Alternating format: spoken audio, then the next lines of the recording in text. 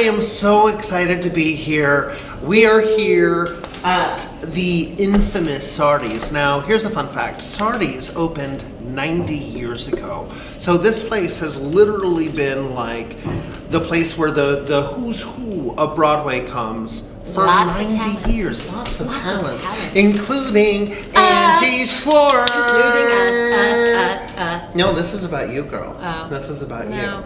So Tell me about you. okay. Well, my name is Josh Lamon, and I play Sheldon Saperstein in Broadway's The Prom, which you're coming to. And this is Angie Schworer. Hi, Angie Schworer. And who do you play in The Prom? I play Angie. Now, are you Angie Schworer, or does your character have a last name? Well, my name is Angie Dickens. Right. So, and no one really knows that except if you pay attention to anything I say on stage. Sorry, if you pay attention to anything I say on stage, I do say 4 hotel rooms under Dickinson. Oh yeah, that's right. But you know, that could be a code name. You know, you could, but I just take it that that's my name. Thank you.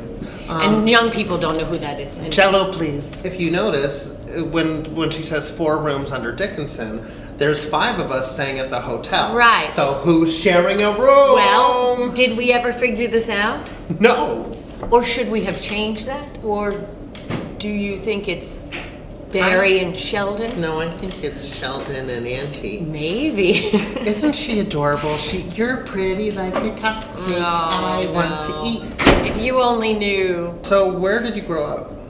I grew up in Fort Mitchell, Kentucky, a little town across the river from Cincinnati, Ohio. So Cincinnati was my metropolis growing up. That's so fun. Fun fact. Guess what takes place in Kentucky? Floyd Collins. So since you didn't grow up spelunking in caves, when did you start dancing?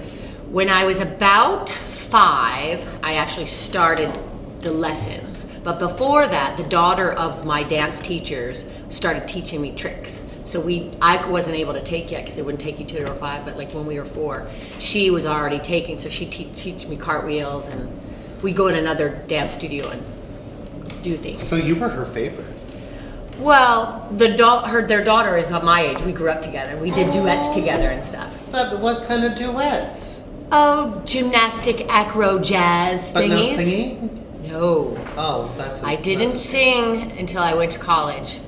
So what was it like when you found out that you could sing? Because you can sing. I still am trying to find that out if I can or not. So I didn't do any musical theater in high school. That's fascinating. I was a cheerleader. But did you know that you wanted to be a dancer? I always wanted to dance, but I just didn't know how and where it was going to take me. Okay, were you like, so I guess I'll be a doctor or there was a time where I used to watch Quincy with my dad, my late father, growing up, and I would tell him I wanted to be a forensic pathologist like Quincy. So I was going to be a dancing doctor, basically. That's incredible. Like I would be smart enough to even be a doctor, but he was a doctor. My dad's a doctor. Really? We should kiss. Samesies. When did you move to New York? 1991, I was working at Disney in Orlando. What were you doing at Disney? I was doing Hollywood at the MGM Studios. I opened up the MGM Studios. That's fabulous. Hollywood. Did you have a big line? No, it was all pre-taped, so you just lip-synced. So I was doing that move, and I flew up and auditioned for the Will Rogers Follies. We actually auditioned in the Nederlander Theater during their workshop rehearsal, and then I got it and flew up. Okay, you got it. Where were you when you got it? I heard it on my landline in my condo in Orlando. Oh my gosh. But here's a fun fact. I got it, then about a week later they took it away from me. What was your day? You were like in Orlando, you were like, damn, I wish I lived near a beach, but I don't because it's Orlando.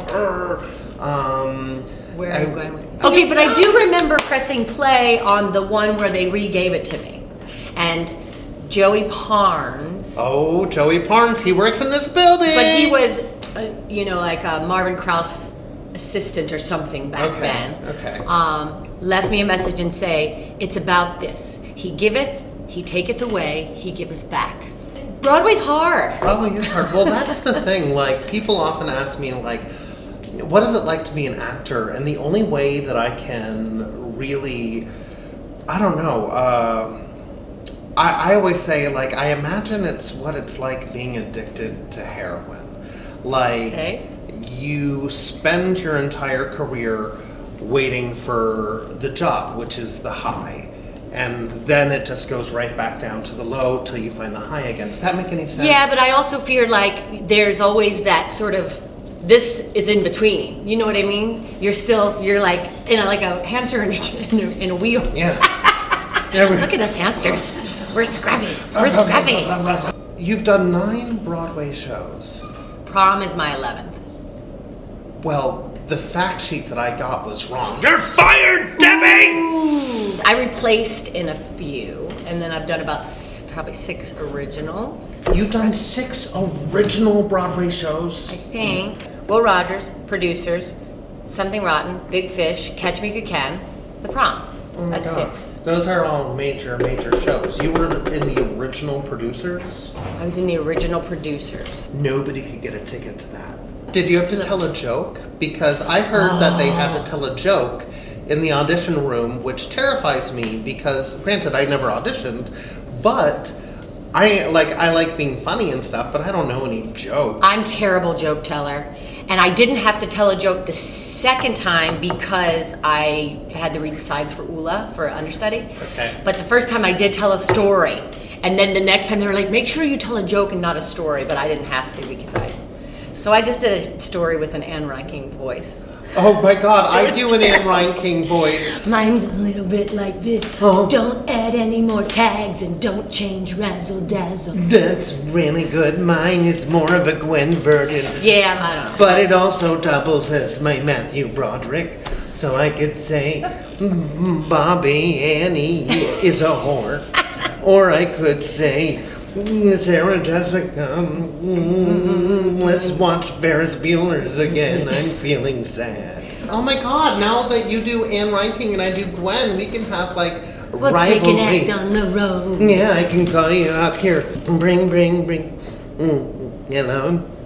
Hello, Gwen. Is Bobby there? No. Is Bobby there? Don't you lie to me, you bow-legged cow. Put him on the phone, I know he's there. I think it's ludicrous that Sardi's doesn't have a caricature of you. Okay, so are you gonna draw one? I would like to. Can you do a little bit like on an angle, like, What? and make my eyes sort of like bewitched eyes? Yeah, sure. Well, here's a Broadway fun fact. I am an artist. Why don't you tell me about how you met Casey Nicholaw? I don't really think we came into real connection until I auditioned for Minsky's. And I booked that, and we did that out in LA with he and Bob Martin. I am so sad that I So never that's- saw Minsky's. Don't look. So that's, ooh, it's kind of pretty. So that's when I became a Nicholaw girl. A Nicholaw girl. Like you. We all call Nicholaw ourselves girls Nicholaw together. girls. Oh, I don't do Wayne Cilento shows. I'm a Nicholaw girl, you understand? Don't look! You like triangles. Is that a frog? I say I eat in triangles because I like small portions. I'm like a grazer. So I always say, let's go have a triangle and a cocktail. So I thought that's why you should draw Angie in triangles. Today I give you Angie Schworer's new Sardi's caricature. Oh, it's got jazz hands. Yeah. Angie? Lots of feathers Schworer. for hair. Lots of feathers for hair. Who are you putting me over? You're a part of Sardi's legendary I'm so history. excited! Angie. Angie. Yay, us. Yay, us, yay, us, yay, us.